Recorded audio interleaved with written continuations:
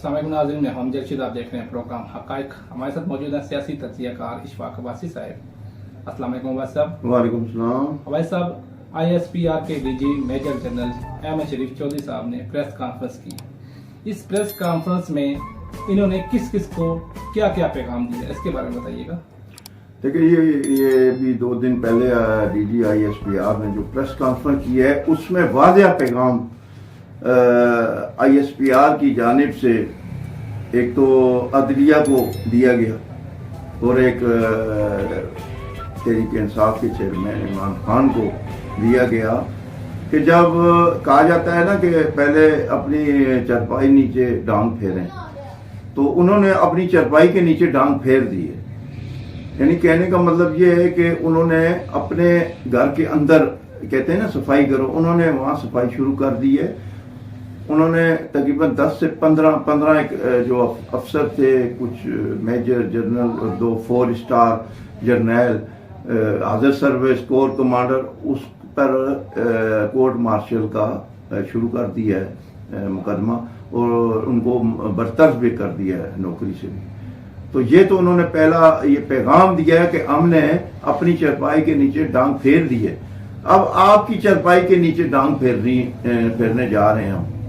तो ये इस किसी किस्म की माफ़ी नहीं होगी। जो 9 मई को जो पुरतशद्दद वाक़यात हुए, जो फौजी तनसीबात पर अमलाक पर हमले किए गए, जो यादगारें थी शोदा की, उन पे हमले किए गए, उन्हें नजर आतिश किया गया, उनके जो लोग जिन्होंने ये जुर्म किए है वो उन्हें माफ़ी नहीं मिलेगी। ये वाज़ेह पैगाम है। और वाज़ेह पैगाम इसलिए है कि अदलिया में सुप्रीम कोर्ट में 2-3 रिटें लगी हुई हैं कि जी फौजी अदालतों में ये केस न चले, जबकि फौजी अदालतों पे हमले हुए हैं, फौजी अमलाक पे हमले हुए हैं, तो वो फिर फौजी अदालतों में ही चलेंगी। इससे पहले ये नहीं पहली दफा हो रहा है, पहले भी अदालती है। इमरान खान के दौर में 20 से 25 लोगों पे फौजी अदालतों में केस चले और खान साहब बड़े खुश थे उस वक्त कि जी ये फौजी अदालतें इंसाफ करती हैं और बड़ा अच्छा काम कर रही हैं। उस वक्त तो कोई भी नहीं बोला, ना इत्तेदाद हसन साहब बोले, ना लतीफ खोसा साहब बोले, ना आबद जुबैरी साहब बोले जो सुप्रीम कोर्ट के सदर हैं। तो आज वो रिटें लेके वहां पहुंच गए हैं। तो उस वक्त आप कहाँ सोए हुए थे जी? जब उस वक्त इमरान खान के दौर में हुए थे उस वक्त तो वो ठीक था, अब वो गलत हो गया क्योंकि उनके पे खुद पे आ गया। अब खान साहब जो हैं वो बैरून मुल्क लोगों से राब्ते कर रहे हैं और सऊदी अरब और दुबई इनसे भी राब्ते हुए हैं कि वो अपने आप को बचाने के लिए बाहर जाना चाहते हैं और वो कह रहे हैं कि मुझे बाहर निकालें यहाँ से, मैं लिख कर देने को तैयार हूँ कि मैं बाहर जाके कुछ भी नहीं करूँगा, मैं सियासत से आउट हो जाऊँगा, मैं ख़त्म कर दूँगा सियासत, में नहीं कर रहा। लेकिन फौजी क़यादत जो है वो इस पर राज़ी नहीं है क्योंकि खान साहब पर एक भरोसा और एतमाद का जो एक होता है ना, रिश्ता होता है या ताल्लुक होता है, वो ख़त्म हो चुका है। खान साहब आज कुछ बोलते हैं, सुबह कुछ बोलते हैं, शाम को कुछ कहते हैं, दूसरे दिन कुछ कहते हैं, ठीक है। तो इस वजह से उन्हें इन पर एतमाद नहीं है। लिहाजा अब जो DG ISPR की प्रेस कॉन्फ्रेंस है उसमें वाज़ेह पैगाम इन दोनों को दिया गया है कि कुछ भी हो फौजी अदालतों में ही केस चलेंगे। हालांकि सुप्रीम कोर्ट ने ये कहा अभी जो मुलतवी हुई है ना हायरिंग, उसमें उन्होंने कहा है कि उम्मीद है कि फौजी अदालतों पे केसों को रोका जाएगा जब तक ये जो केस हमारी चल रहा है हमारी अदालत में वो खत्म ना हो, उस वक्त तक रोकें। लेकिन गिरफ्तार कर लिया जाएगा। लेकिन DG ISPR ने कहा है कि नहीं, हम ये चलता रहेगा केस, ये रुकेंगे नहीं।